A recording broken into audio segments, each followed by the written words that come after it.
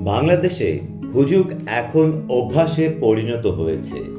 জরিপ বলছে প্রতি 10 জনে 6 থেকে 7 জন মানুষ কোনো খবর যাচাই না করেই বিশ্বাস করে আর সাথে সাথে ছড়িয়ে দেয়। একটা পোস্ট, একটা গুজব, আর আমরা বিচারক হয়ে যাই।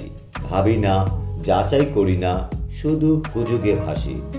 এই হুজুগেই মানুষ মারা যায়, সম্মান ধ্বংস হয়, সমাজ ভয় আর বিভক্তিতে ভরে ওঠে। সমাধান কি? ব্যক্তি হিসেবে শেয়ার করার আগে প্রশ্ন করুন, এটা কি সত্য? ভাবুন, যাচাই করুন, তারপর বিশ্বাস করুন। সমাজ হিসেবে শিক্ষা, সচেতনতা ও দায়িত্বশীল মিডিয়া চর্চা গড়ে তুলুন। হুজুগে চলা সমাজ নয়, প্রয়োজন বিবেক। চিন্তাশীল মানুষই দেশ গড়ে, সচেতন মানুষই পারে সুস্থ সমাজ গড়তে।